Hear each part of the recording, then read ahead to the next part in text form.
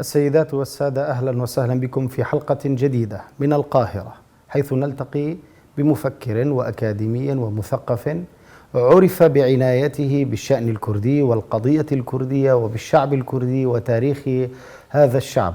الملفت للنظر أنني أثناء تحضير تصوير هذه الحلقة لقد رأيت جهادا ونتاجا ورصدا معرفيا لمغيبات كثيرة حول نشأة الدولة الكردية وحول أصول الكرد وحول شخصيات وأعيان من الكرد الذين لفتوا نظر هذا الباحث الدكتور محمود زايد.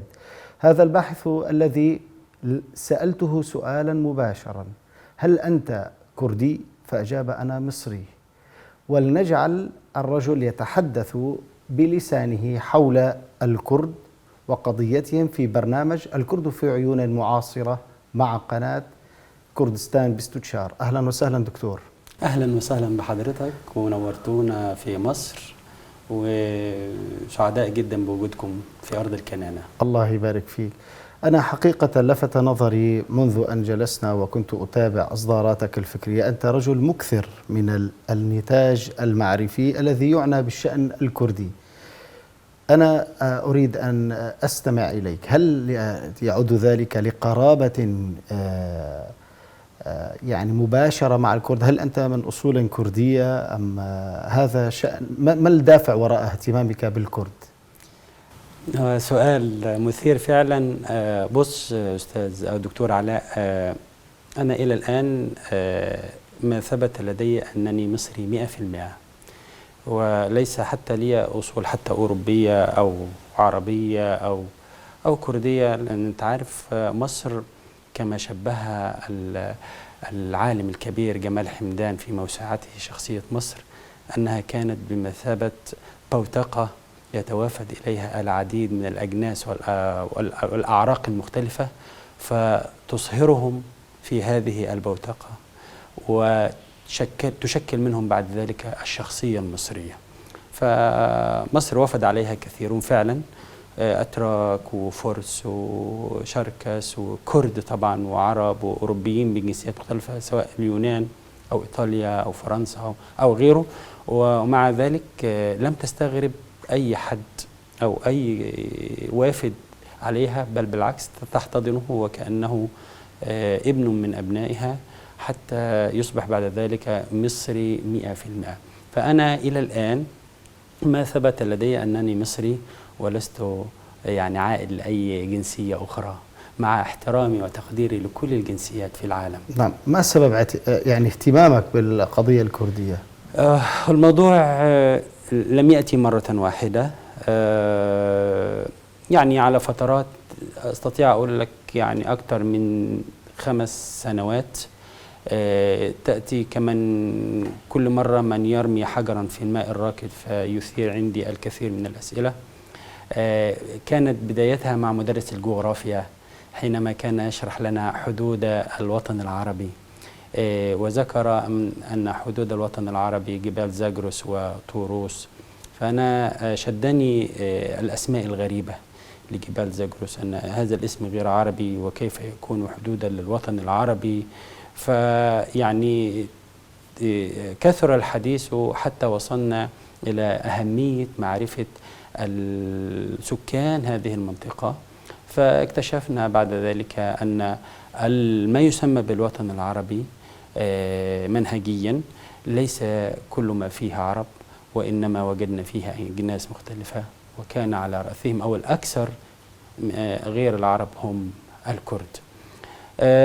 هذه كانت بداية لأن أقرأ من هم الكرد، خاصة حينما كنا نسمع في خطب الجمعة في المساجد عن صلاح الدين في المناسبات القومية المصرية، سواء في حطين أو في غيرها، وأنه استطاع أن يوحد الأمة وهكذا. فنسمع أن صلاح الدين غير عربي، وإنما من أصول كردية. في بعض الأحيان حقيقة كنا نسمع من بعض الدعاة أنه عربي، ومن بعض الدعاة يقول أنه مسلم، لا يهمه إذا كان كرديا أو عربيا، إنما هو مسلم. فإحنا في مصر حقيقة صلاح الدين رمز، ورمز كبير جدا. وحينما نحترم رمزا نحترم الشعب والوطن والبلد الذي احتضن هذا الرمز وقبل ذلك خرج منه هذا الرمز. فإطفاء الاحترام والتقدير والإجلال لصلاح الدين بالتبعية وضع في أذهاننا احتراما وتقديرا لجنسه الكردي الذي هو منه. نعم. بعد أن بدأت تتعرف، كيف تشكلت رؤيتك حول الكرد وتاريخهم؟ في البداية لا أخفيك أن كانت سلبية، لأن حينما بدأت أبحث عن المصادر وأتابع القنوات العربية خلينا نقول بشكل عام، صراحة يعني أغلب الرسالة الموجهة كانت رسالة سلبية. متقصد هذا الأمر أم هو جهل بالمصادر أو هو تعتيم يعني للقوميات؟ في البداية بالنسبة لي أنا شخصيا نعم. أنا كنت أتشرب، لكن أنا أحترم البيئة التي نشأت فيها. إنهم كانوا يعلمون دائما لابد أن تضع علامة الاستفهام أمام كل ما تسمع. نعم. يعني لا تصدق كل شيء. نعم. فأنا وضعت علامات الاستفهام. نعم. وبمزيد من القراءة، لكن زي ما قلت لك القراءة في البداية كانت سلبية للأسف الشديد. كيف يعني كانت سلبية؟ الكتب الموجودة يعني مثلا بعض الكتب تتحدث عن انفصالية الكرد. نعم. وسعيهم إلى تفتيت الوحدة العربية أو اللحمة العربية في الوقت. هذه جانب. الجانب الثاني أن الكرد بمثابة ذراع قوي تستخدمه إسرائيل والغرب برضو لمزيد من الفرقة والتفتيت والتجزئة لعدد من الدول العربية. حتى بشكل صريح قرأنا في بعض الكتابات أن إذا كان يوجد إسرائيل الأولى فلدينا إسرائيل الثانية.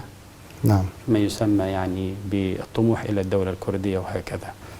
هذا الشيء يعني دفعك تتساءل لماذا كل هذا يعني التشويه؟ أنا أشكر كل من كتب هذا الكلام. نعم. يعني أشكره لأنه هو دفعني أن أنا أبحث لماذا كتب هذا الكلام. نعم. وحينما بحثت وقرأت تعرفت لماذا كتب هذا الكلام، وتعرفت بالتبعية أن الأصل غير ذلك. طب ما هو الباعث؟ لماذا يتم اختزال شعب وقومية وتاريخ بأنهم انفصاليين أو بأنهم ذراع لمستعمر أو أنهم يريدون تفتيت المنطقة؟ الكرد لم يكونوا إلا جزء من المنطقة، وكان حتى بعض السياسيين المصريين كانوا يقولون أن خوذة الرأس العربي هم الكرد الذين كانوا يدافعون عن الخاصرة والتاريخ والبطن والعقل العربي. طيب لماذا كل هذا التحامل يعني؟ أنا كلام حضرتك موجود فعلا 100%. أنا حينما أقول لك أقرأ ليس شرطا أن أقرأ عند المصريين فقط، إن نحن نقرأ لكل من يكتب باللغة العربية. نعم. لأن في منتصف الطريق أو بعدما قطعت مسافة طويلة في القراءة في الشؤون الكردية، وجدت أن النظرة أو الرؤية المصرية للكرد والقضية الكردية بشكل عام مختلفة بشكل أو بآخر مع بعض الدول العربية الأخرى، خاصة الدول التي لها تماس مباشر مع الشعب والأراضي الكردية. فيعني حينما أقول لك وجدت، ليس معنى ذلك أننا نتحدث عن بلدي أو مثقفين مصر، لا، أنا بتكلم بشكل عام الكتابات الموجودة. يعني هذا انطلقت هذه الكتابات من مبدأ تسييس أم من مبدأ كذب؟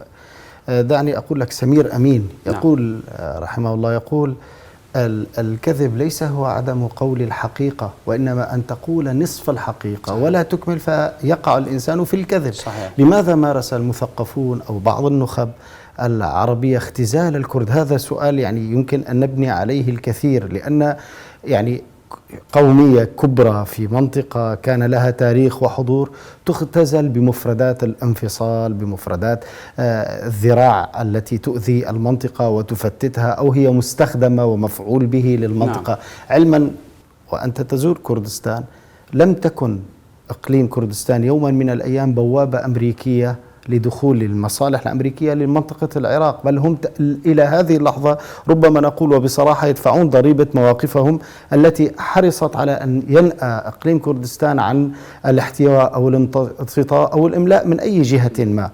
نعود، ما السبب في ذلك؟ هو في وقت من الأوقات، وخاصة خلينا نقول مع بدايات النصف الثاني من القرن العشرين،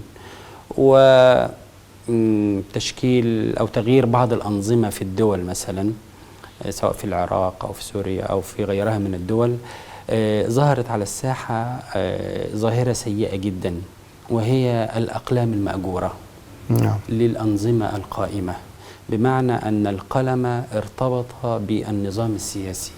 نعم. وده يعني احنا نلحظه بشكل كبير جدا في الكتابات، حتى في الصحف التي كانت معاصرة في هذا الوقت. حينما نقرأ رسالة ما من كاتب ما، نعرف أن الدولة تتبنى هذا التوجه. فبالنسبة للأنظمة العراقية، وعلى رأسها طبعا النظام العراقي صدام حسين، صراحة نجح، وخلينا أقول بلاش كلمة نجح، تمكن من استئجار عددا لا بأس به من بعض كبار المثقفين والكتاب في عدد من الدول العربية لأن يكتبوا الرسالة التي يريدها النظام العراقي، نظام صدام حسين. متاجرة وارتزاق يعني خلينا نقول سياسة النفط دولار في الوقت ده. وناس كتبت بشكل كبير جدا، وربحت من ذلك أرباحا مالية بشكل. هذه الكتابات هي التي بقت. وحينما يظهر باحثون جدد حاليا يريدون أن يتعرفوا على القضية الكردية من خلال كتابات العرب وليس من خلال كتابات الكرد، هذا هو الرصيد الذي يرجعون إليه، رصيد مزيف ومزور. فتتشكل لديهم الذهنية الخاطئة.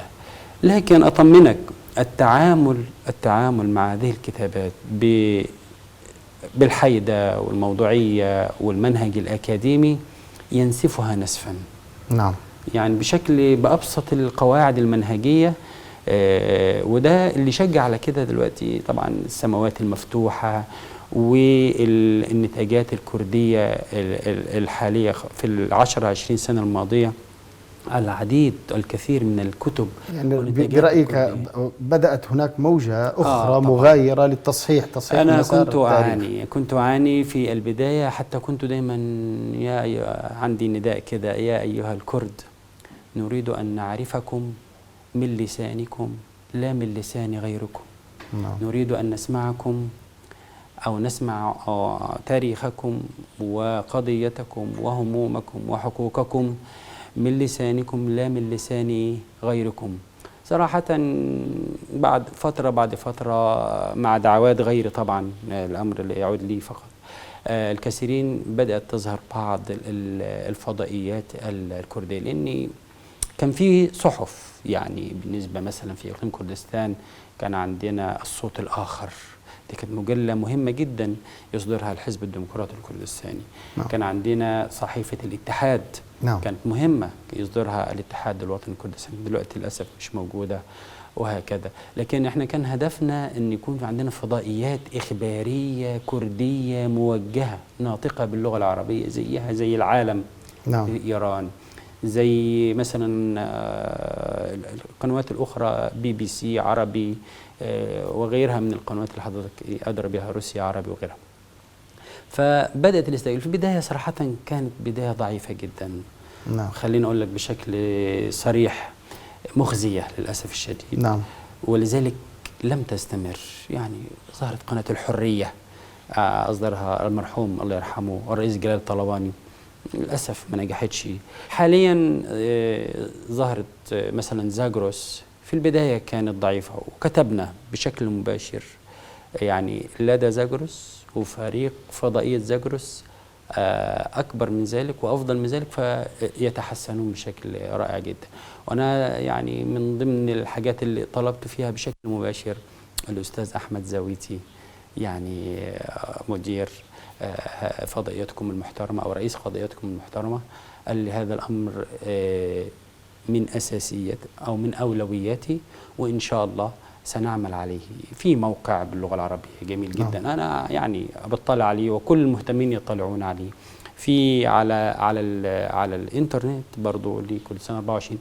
كل هذه الأمور مهمة جدا جدا، لأنها تغير الذهنية السلبية الموجودة لدى الكثير من النخب والأوساط الثقافية عن الكرد والقضية الكردية. صحيح الأمر يأخذ وقتا، ليس سهلا، لأن الرصيد الموجود في خلال النصف قرن الماضي تزييف كبير وتحريف جداً، وتجريف، كبير فوق ما تتخيل يعني. نعم. وخاصة الذين كتبوا أسماء ليست بالصغيرة، نعم. للأسف أسماء كبيرة جدا. نعم. لكن يعني عبق النفط دولار أحيانا يسكر. طيب، بعد رحلتك وهذه المفارقات، الصور المتضادة لصورة الكرد بين الواقع الحقيقي المجرد والواقع الذي جسدته كتابات مأجورة لحساب سلطات معينة، من هم الكرد في ذاكرتك وفي معرفتك الآن بعد تلك النظرة التي أنت سعيت لتحصيلها؟ مفارقة كبيرة أعتقد عما كانت نعم. في البدايات. من هم الكرد؟ في جملة واحدة، الكرد هم أحد الشعوب الأصيلة في منطقة الشرق الأوسط، نعم. يتوقون إلى حقوقهم على أرضهم وليس على أرض غيرهم.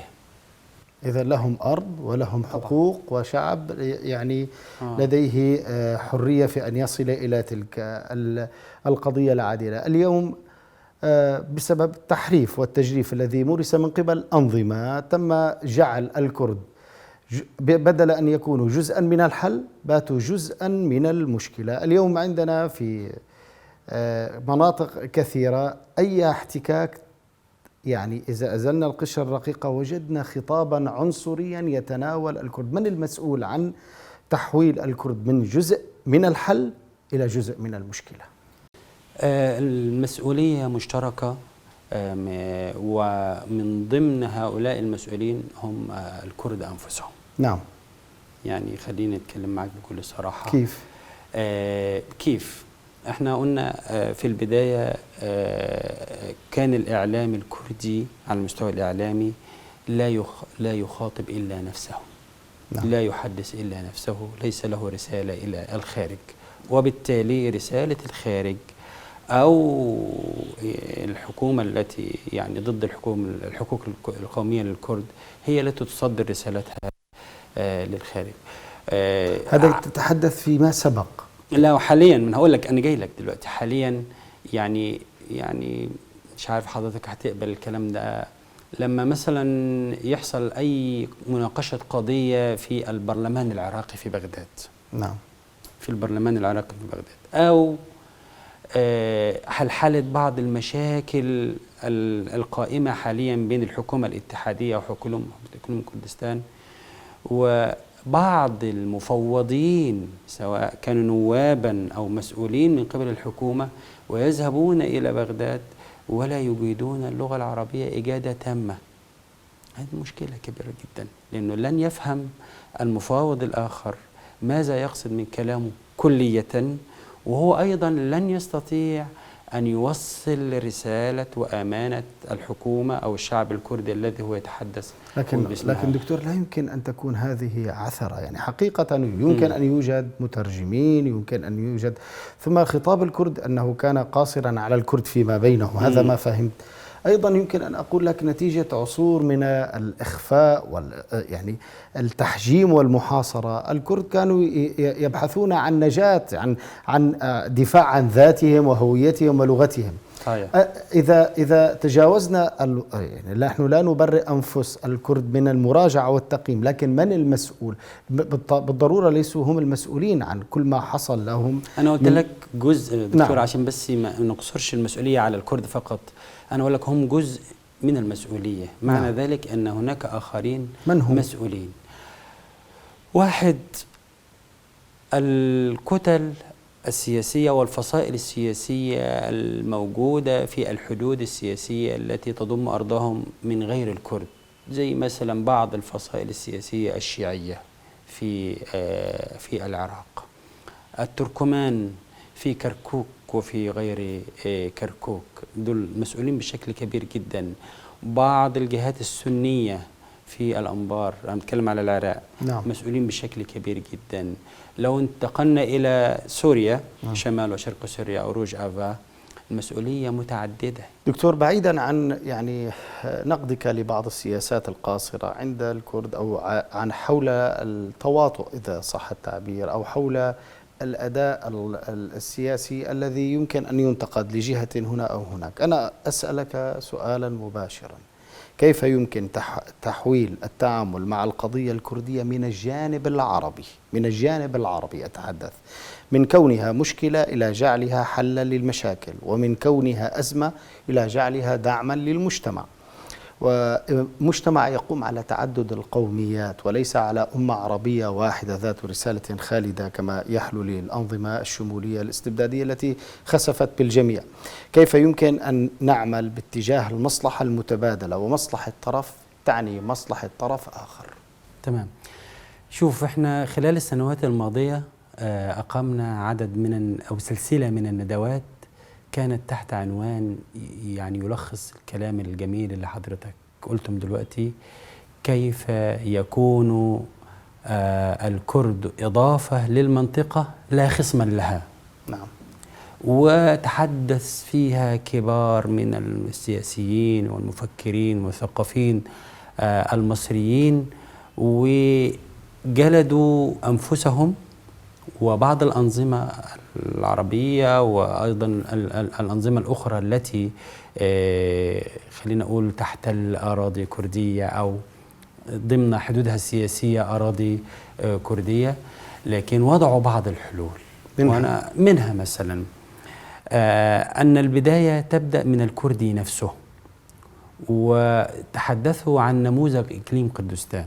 نموذج إقليم كردستان هذا النموذج الذي يختلف إلى الأمام يوما بعد يوم. يعني أنا مثلا لو زرت إقليم كردستان 2022، في 2023 حينما أزوره مرة أخرى أجد شيئا جديدا أضيف إلى هذا الإقليم. هذه رسالة مهمة جدا، خاصة إذا زرت بعض المحافظات العربية في العراق زي بغداد وغيرها. هذه رسالة مهمة غير مباشرة، أن هذا نموذج ناجح في منطقة يعني يقولون أن هي غير مستقرة، فهذا يرسل لنا نحن أن هذا الشعب له رجعي وله انفصالي وله يعتدي على حقوق غيره.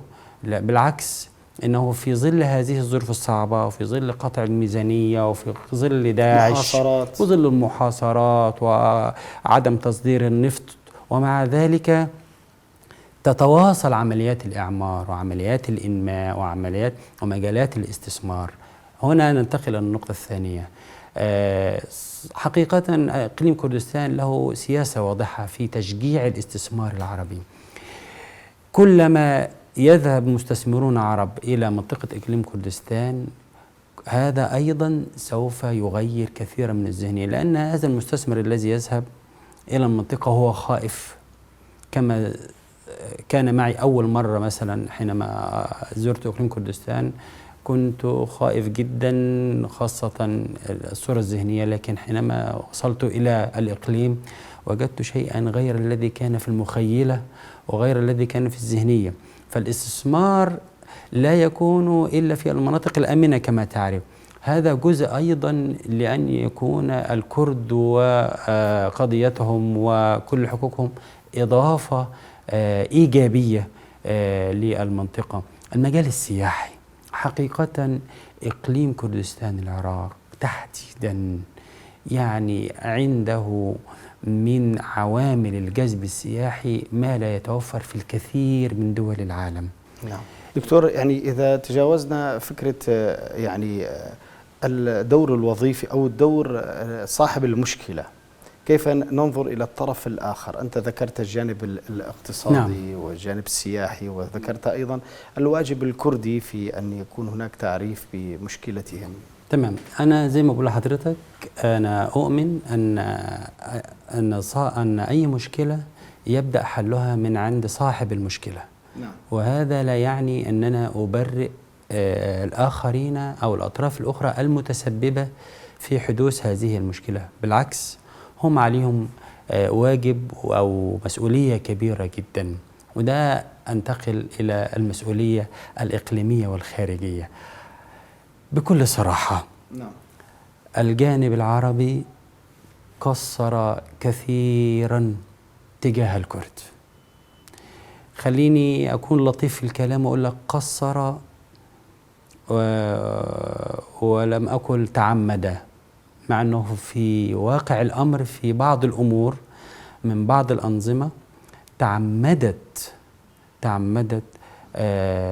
العمل ضد الحقوق والمصالح الكردية. نعم. وهذا ليس بالمرة الواحدة، أو بالعكس ده هذا تكرر كثيرا جدا. من نماذجه ما حصل في عفرين، تجريف عفرين يعني وأهلاك يعني ما يحدث في عفرين، وحتى في الشريط الحدودي يعني. نعم. بشكل صراحة أنا بسميها إبادة. نعم. نعم. يعني بسؤال مباشر مرة أخرى، كيف نجعل أو نكون موقف عربي يعني يتعامل مع الكرد على أنهم جزء من الحل وليسوا جزءا من المشكلة؟ من زي ما قلت لحضرتك، العرب أو الموقف العربي بشكل عام في فترات سابقة قصر كثيرا في الحقوق الكردية، لكن عملية البحث لكي يكون العرب عامل مساعد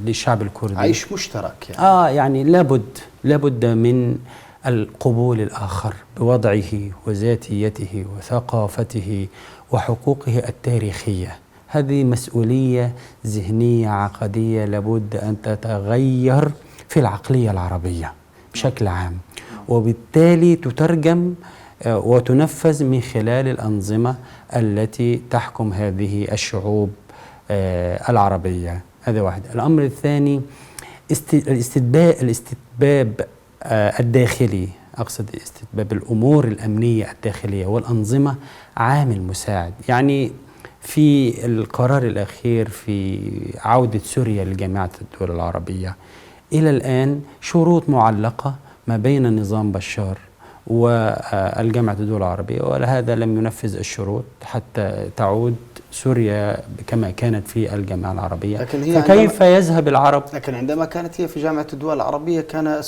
الكرد لا يمنحون جنسية، ولديهم الكثير من الكرد تم تغيير أوضاعهم وتغيير ديموغرافي للكرد يعني، وهم كانوا في جامعة الدول العربية. ده كان الوضع. الآن أصبح مختلفا. إذا لا دخل لموضوع يعني الوضع أصبح مختلفا أستاذ الفاضل. وضع الكرد في سوريا حاليا غير وضع الكرد في سوريا قبل 2014 وقبل 2011. الأمر مختلف. لكن نحن رأينا عندما يستتب الأمن تمعن هذه الأنظمة في إقصاء الكرد. يعني النظام السوري والرئيس بشار الأسد عندما يتحدث عن الكرد يتحدث بطريقة احتوائية، بطريقة أنهم يعني علينا إما أن يكونوا تحت طوعنا أو أننا نعتبرهم من الخونة والانفصاليين، وهذا ما يكرره دوما يعني على أنهم يعني جزء من مشروع خارجي وليسوا أبناء بلد. هو لم يتساءل يوما من الأيام التغيير الديموغرافي الذي قاده والده، سحب الجنسيات. هو عمل ببداية الثورة السورية، عمل على إرضاء بعض الأمور بمنحهم الجنسية للكرد بعد حالات اضطرارية. أما عندما كان الأمن مستتب لم يمنحوا، وتغيرت كثير من الخارطة لصالح. حتى أنا أتحدث ليس فقط عن قومنة السياسة وإنما عن قومنة الدين أيضا. تحول الخطاب الديني إلى جزء من الخطاب القومي الذي يدافع عن السياسات المستبدة. أنا أعود معك يعني أنت رجل لك وجودك وتاريخك، لا نريد أن نتحدث بشيء من المجاملات أو بشيء من يعني تبييض صحف أو شيء. أنا أرى حقيقة هناك تكريس من النخب السياسية لموضوع إقصاء الكرد. عندما أنت تحدثت قبل قليل عن الجزيرة وأحداثها في سوريا، رفع الكثير من أبناء العشائر لا نحكم من الكردي، قالوا هذا الكلام. إذن هناك أصبح شبه تكوين ثقافة مجتمع ما نحو إقصاء هذه القومية، ثم يأتي يتساءل بعض لماذا يفكر الكردي بالانفصال؟ طيب أنت الذي دفعته إلى أن يطالب بالنأي عنك، يعني إما مساكنة بالإكراه أو تسريح بإحسان. أخي خليني أعيش أنا معك بحدود واضحة وكذا. كيف نتجاوز هذا الاحتقان؟ شوف أستاذي، يعني أنا أكرر كلامي، التجاوز لدى العرب أخف بكثير من التجاوز لدى العقلية التركية وكذلك الفارسية أو الإيرانية بشكل عام. أنت جئت على نظام بشار وبعدين انتقلت إلى تركيا. تركيا الوضع فيها كنظام وكدولة مختلف كليا عن العقلية العربية، بمعنى أن تركيا لا تزال أطماعها في عدد من الدول العربية من ضمنها سوريا والعراق حتى كركوك لا تزال موجودة إلى الآن، ليس في العقلية فقط وإنما في السياسات التي تمارس بشكل أقول لك يومي. يعني أنا قرأت عن مشروع اسمه مشروع إصلاح الشرق في تركيا، قامت عليه المخابرات التركية منذ 100 سنة مع بدايات تأسيس الدولة التركية. هدف هذا ملخص هذا المشروع ماذا؟ أن احنا كتركيا حدودها تتغير فتشمل الأسكندرونة، فأخذت الأسكندرونة وسمتها هاتاي. ثم نتجه إلى الجنوب في حلب وإلى باتجاه نهر الفرات لنصل إلى كركوك واستعادة الأراضي التي كانت منضوية تحت السيادة التركية. فهذا في العقلية والسياسة التركية موجود إلى الآن بشكل راسخ ويعملون له ليل نهار. ولذلك نحن نرى ما يحدث في سوريا أو في شمال سوريا من قبل السياسات التركية. ليس الأمر أمر احتلال مؤقت لا الأمر أنا تغيير ديموغرافي بالكامل، لا، وعملية ضم وسيطرة كاملة للحدود التركية وسلخ من الأراضي السورية. أمر تركيا أمر ولذلك المواجهة العسكرية مع تركيا حاليا صعب. الجانب الكردي سيخسر كما حدث في أكثر من مرة. أنا عشان كده بقول البداية من الداخل الكردي أمر مهم جدا مع محاولة حلحلة الأمور المعقدة مع الأنظمة الإقليمية والعربية.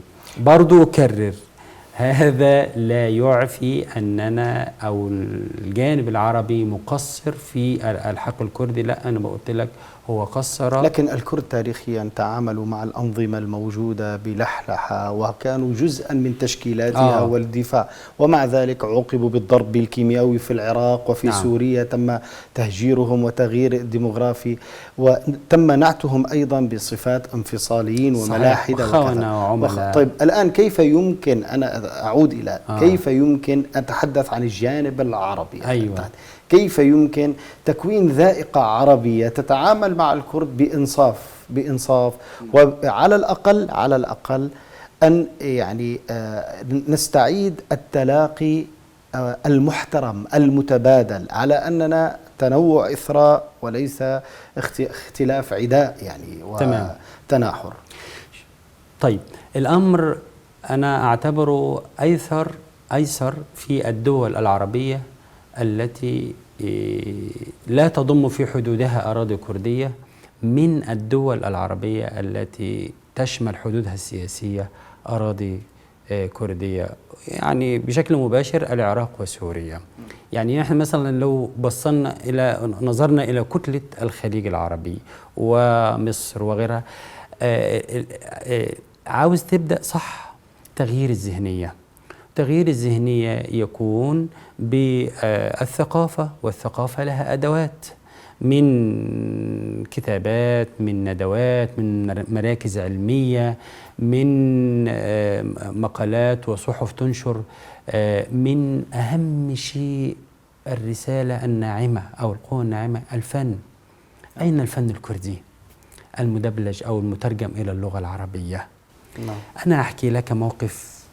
يعني إحنا التغيير عندنا في مصر سهل جدا، لأن إحنا أصلا ما عندناش فوبيا مع الشعب الكردي ولا مع حقوق الشعب الكردي ولا أي أمر يعني يضر في الشخصية الكردية أو الحقوق الكردية. في مهرجان القاهرة السينمائي أعتقد 2009 2008 شارك بعض الأفلام الكردية، من ضمنهم فيلم كردي مهم جدا ولاقى إقبالا من هذا الشعب، وخاصة أعجبوا بعملية السيناريو والإنتاج والإخراج واللبس والأراضي والفلكلور وكل هذه الأمور. فترك بصمة كبيرة جدا. يعني الذين كنا نحضر هذا الفيلم إلى الآن هذه النظرة وهذه الطبعة الوجدانية لم تختزل من ذاكرتهم. فالفن والدراما والثقافة، إذا أردت أن تغير العقلية العربية فعليك بالفن والثقافة والدراما وكل هذه الأمور. أنا كمواطن مدني، كمواطن أقرأ وأكتب، كمواطن أسمع وأحكم، كمواطن أختار النائب في البرلمان أو أختار رئيسي، أستطيع أن أغير في هذا الأمر. لكن الأنظمة السياسية بالتبعية سوف تغير من توجهاتها تجاه الشعب الكردي وحقوقه الكردية إذا ما وجد أو كانت أرضية خصبة موجودة لها أو ظهير شعبي موجود بذهنية إيجابية عن الشعب الكردي. لكن سياسيا في العراق وسوريا أنا أعتقد الأمر صعب حاليا، لأن بتحكمه أمور كثيرة جدا. خلينا نقول هناك جزء من الغيرة، وأعتقد ما حدش بيتكلم عن هذا الأمر، في نظام بشار الأسد وفي النظام في العراق. يعني بشكل مركز لو عملنا مقارنة بين أسعار السلع الغذائية والاحتياجات اليومية للمواطن السوري في شمال وشرق سوريا اللي هي رجأفة مناطق الكردية بالموجود في دمشق، فرق شاسع. في دمشق الأسعار غالية جدا مرتفعة. والرواتب طبعا مرتفعة جدا والرواتب متدنية جدا جدا. في شمال شرق سوريا الأسعار يعني شبه مقبولة والرواتب شبه مقبولة. فهذا يعني هناك غيرة تجعل مثلا نظام دمشق، ما حدش بيتكلم في الكلام ده، ان ازاي هذا الذين لم نكن نعترف بهم كجنسية والذين كنا نجهلهم وكنا نتركهم بلا تعليم وغيره، والآن وضعهم الاقتصادي والسياسي والأمني أفضل من سوريا والشام ودمشق. هذا التاريخ الكبير. الأمر نفسه في بغداد أو في العراق العربي. الوضع في العراق العربي صعب جدا إذا قارناه بالوضع في أربيل وسليمانية ودهوك في هذا الأمر. هذه الغيرة تجعل بعض السياسيين زي ما احنا بنقول في مصر يا نعيش احنا الكل يا نموت احنا الكل، يعني نعيش عيشة فل يا نموت احنا الكل يعني. نعم نعم تمام. طيب الآن إذا يعني ما هو المطلوب من العرب لاستعادة نسيج العلاقة مع الكرد؟ يعني أنت تحدثت كثيرا عن الدور الكردي. نعم. ويعني تحمله واجب التعريف بذاته وقضيته وإلى آخره. دور المجتمعات العربية اليوم في استعادة العلاقة بصراحة المجروحة يعني المجروحة يعني جدا بين القوميتين. بص حضرتك، أنا برضو أكرر، نعم، لا أعفي العرب من المسؤولية. نعم، مفيش كلام. احنا لدينا أو علينا مسؤولية كبيرة جدا تجاه الكرد، وهذا ليس منة ولا تفضلا، فقد قدم الكرد للإسلام وللعرب ما لم يقدمه العرب أنفسهم. نعم، بشكل صريح. نعم. لو عملنا نظرة عامة للحضارة الإسلامية، أغلب أركانها أغلب أركانها غير عرب، نعم بما فيهم الكرد. نعم. تمام. فناس يعني العرب بشكل عام مدينون للكرد، فواجب عليهم. ازاي؟ انا قلت لحضرتك على الانظمه السياسيه لها واجب، الانظمه المجتمعيه من حيث النخب والمثقفين لها واجب كثير جدا. لكن برضو احنا محتاجين نوع من التعاون. يعني مثلا انا هعمل ندوه او فاعليه عن مثلا واقع ومستقبل القضيه الكرديه او العلاقات، مستقبل العلاقات بين بغداد واربيل. لازم يكون موجود عندي ممثل من مثلا حكومة إقليم كردستان عشان يتكلم، وكذلك مؤسس. وفي الآخر وفي المحصلة يعني سنصل إلى كلمة إيه سواء. هذا الثراء المعرفي والنقاش والزخم يغير. فأنا بقول لحضرتك واجبنا احنا مثقفين، نحن مقصرين في الجانب الثقافي، في إقامة الندوات، في كتابة الإكثار من كتابة المقالات، لكن لا يزال موجود. بص هقول لحضرتك، مفيش خبر أو حدث مهم في حكومة إقليم كردستان إلا ما بتنشره المواقع الإخبارية المصرية. نعم. وهذا جهد طيب بيقوم به أو بيساعد عليه ممثل الحزب الديمقراطي الكردستاني في القاهرة حقيقة. هذا نعم. مفيش حلحلة أو بصمة إيجابية بتقوم بها حكومة إقليم كردستان، خاصة جهود رئيس الحكومة السيد مسرور البرزاني في بغداد أو في غير بغداد، إلا ما بتنشره وتكتب عنه المواقع الإخبارية المصرية بشكل أو بآخر. كويس. أنا قصدي في مصر عندنا في تغير كبير جدا وتغير ملحوظ، في اكتشاف وفي تعريف وفي تقديم للصوت بس أنا قلت لك العامل الأساسي اللي شجع إن إحنا عندنا عنصر رسمي كردي موجود ساهم في ذلك. نعم. وشجع على ذلك في هذا على المجال الإعلامي، وكذلك موجود على المجال الثقافي وعلى المجال الخبري. يا فندم، لما تقام فاعلية كردية سواء نوروز، سواء مثلا تأسيس أو ثورة أيلول، ذكرى ثورة أيلول، أو تأسيس الحزب الديمقراطي الكردستاني، أو تأسيس الاتحاد الوطني الكردستاني، لا تتخيل مدى انبهار الموجودين من المصريين بهذه الفاعلية وباحترامهم للشعب الكردي، علما أن أغلب الموجودين ليسوا يعني ناس عاديين، لا، ناس مسؤولين على المستوى السياسي أو على المستوى الحزبي أو المستوى البرلماني أو المستوى الأكاديمي أو المستوى الثقافي. لا، من ناحية التغيير هنا لدينا نحن هنا في مصر تغيير بشكل كبير جدا. نعم. بعض الدول العربية أظن بدأت، خاصة المملكة العربية السعودية، بالرؤية الجديدة التي يتبناها ولي العهد محمد بن سلمان. أعتقد الرئيس مسعود برزاني زار المملكة أكثر من مرة، وكذلك السيد نجيرفان برزاني، وكذلك رئيس مسعود برزاني زاروا المملكة العربية السعودية والإمارات وغيرها من الدول، وأثمرت هذه الزيارات عن وجود أو وجود استثمار عربي جديد في إقليم كردستان العراق. نحن ننتظر يعني زيارة رئيس مسعود برزاني أو السيد نجيرفان برزاني أو السيد مسعود برزاني إلى مصر. أعتقد سيكون لها أثرا كبيرا جدا في انطلاقة أو نقلة نوعية في العلاقات المصرية الكردية.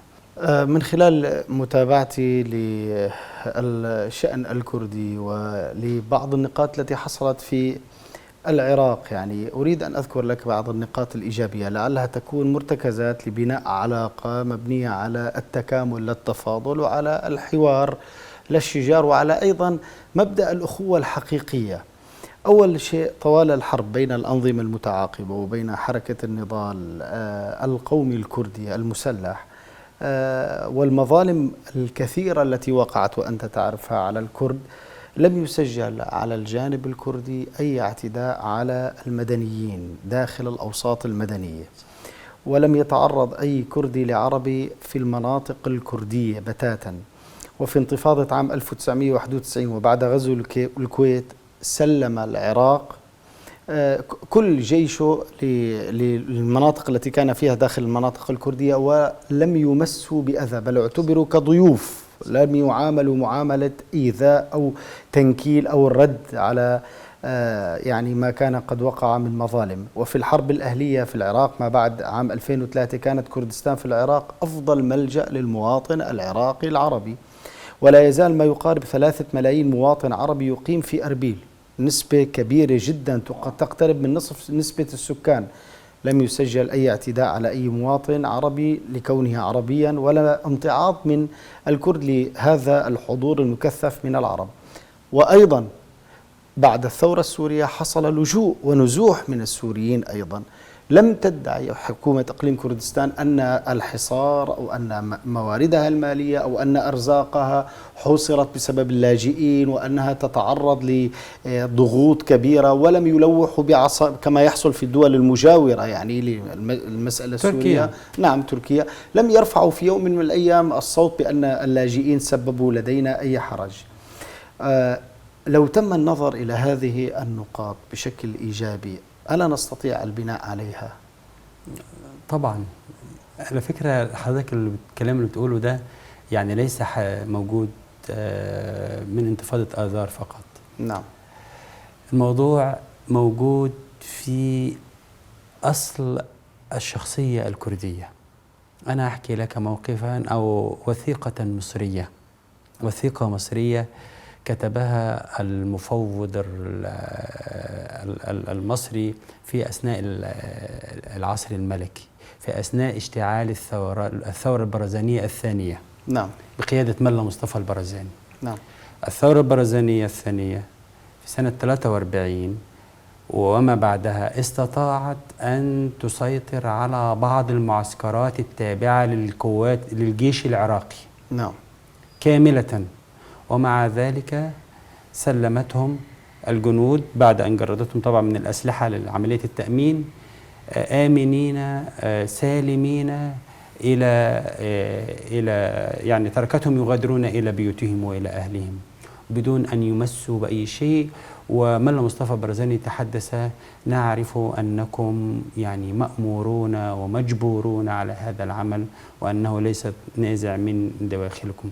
فعملية اللا انتقام أو خلينا نقول ظاهرية اللا انتقام مجبولة في داخل الشخصية الكردية موجودة. نعم. وهذا زي ما حضرتك ذكرت، والممارسات أثبتت ذلك بتصريح شهير جدا للرئيس مسعود برزاني خاصة بعد 2003. وأنا بنفسي يعني أنا يعني أؤكد على كلامك، لما ذهبت إلى إقليم كردستان وجدت يعني آخر مرة وجدت في أربيل القديمة العرب أكثر من الكرد. نعم. لما ذهبت إلى شقلاوة يعني ألا يستحق الدعم هذا الإقليم وهذه الحكومة؟ شوف، أنا قلت لحضرتك هذا الشيء الجميل الرائع محتاج أن يتم التعريف به، أن يتم نشره ثقافيا ومعرفيا وإعلاميا بشكل واسع جدا، لعل الذهنية العربية تتغير. أقولها لك بكل صراحة، لا ينتظر الكرد من أي نظام حاكم سواء في العراق أو في سوريا أو في تركيا أنه سيمنح الكرد حقوقه منحا. الحقوق لا تؤخذ يعني هبة، ولكنها تنتزع انتزاعا. حتى أفضل الشخصيات الذين كانوا على رأس الحكومة العراقية قبل ذلك لن يقبلوا أنه سيذكر في التاريخ هو الذي تخلى عن جزء، طبعا أنا بتكلم بالعقلية العراقية أو العقلية السورية أو غيرها التركية، تخلى عن جزء من الأراضي العراقية لصالح الكرد. يعني حتى لو هو في داخله يريد ذلك، لكن لا يريد أن تكتب باسمه. فلن يوجد كما في السابق ولا في وأتوقع لسنوات قادمة لن نجد نظاما سواء في العراق أو في سوريا أو في تركيا أو في إيران يقبل بأن يحصل الكرد على كامل حقوقهم السياسية والقومية. ولكن الكردي نفسه، أرجع برضه للنقطة الأولى، هو الذي سيجبر غيره على أن يحترم ذاته بما بناه من حضارة وبنية واستقلالية أو اعتمادية ذاتية. وده برضو من ضمن الحاجات اللي الكردي يستطيع أن يجبر غيره على الاعتراف به، إن هو يستطيع غذاءه ودواء، بلاش دواء بس الغذاء، على الأقل الغذاء. يعني حرام والله إلى الآن، وكردستان أرض زراعية ومياه عيون رائعة، ويتم استيراد أغلب المواد الغذائية من الجارتين، يعني نعم. الغريمتين. يعني نعم. هذا أمر يعني أرجو أنه يؤخذ بالاعتبار. بعد فشل الجانب العسكري، الحلول العسكرية والأمنية، ما هي الحلول البديلة حسب رأيكم للتعامل مع القضية الكردية؟ هو زي ما قلت لك، أهم شيء أن يفرض الكردي نفسه على المنطقة. نعم. يفرض الكردي نفسه قلت لك بنظامه القوي، وهذا موجود إن شاء الله ويتقوى. يفرض الكردي نفسه باقتصاده واعتماده على ذاته. يفرض الكردي نفسه باحترامه لغيره أكثر هو محترم لذات غيره. يعني برضو والجانب العربي واجب عليه أن يقبل ذلك. نعم. واجب عليه أن يقبل ذلك. أنا برضو أكرر، الجانب العربي يتحمل مسؤولية كبيرة جدا. باختصار قبل أن نختم، دور النخب العربية تجاه الكرد. شوف، النخب تختلف من دولة إلى دولة. يعني إحنا عندنا في مصر زي ما قلت لحضرتك ما عندناش فوبيا من أي شعب ولا من أي قضية، فقط هذه النخب إذا وصلت إلى حقيقة هذه القضية ستتحدث بهذه الحقيقة، وإذا وصلها يعني حقائق أو معلومات مزيفة ستتحدث بهذه المعلومات. نعم. هذا من ضمن ما أقوم به. أنا أكتب الآن وفق موضوعية وأكاديمية الحمد لله، وأوزع ما أكتبه على هذه النخب، ويقرؤون ونتناقش مع بعض، نختلف ونتفق، لكن في نهاية الأمر بنصل. الأمر محتاج إلى كثير من الأكاديميين، محتاج عدد أكاديمي أكثر، محتاج صحفيين أكثر، محتاج مقالات أكثر، محتاج ندوات، محتاج مراكز. ألا ترى هذا البرنامج جزء من هذا طبعا الذي تتحدث عنه؟ هذا رائع، ولذلك أنا أقول نحتاج لأن نعرف الكرد من خلال الكرد، وهذا برنامج جيد جدا. يعني حينما يعرض ويسمع في الأوساط العربية أعتقد سيكون له تأثيرا. نعم. وأنا أحييكم على ذلك وأتمنى لكم مزيدا من النجاح. الله يبارك فيك. ما إمكانية الوصول إلى حالة يعني كالتي يعيشها المجتمع الغربي، يعني أنظمة فيدرالية كما في الولايات المتحدة أو في دول أوروبية؟ هل يمكن أن نجد هذا الحل يكون قائما؟ شوف، الموضوع ليس بهذه السهولة. نعم. أنا أقولها لك بكل صراحة بحكم الأكاديمية والمتابعة. ما بيننا وبين الغرب تقريبا 500 سنة. نعم.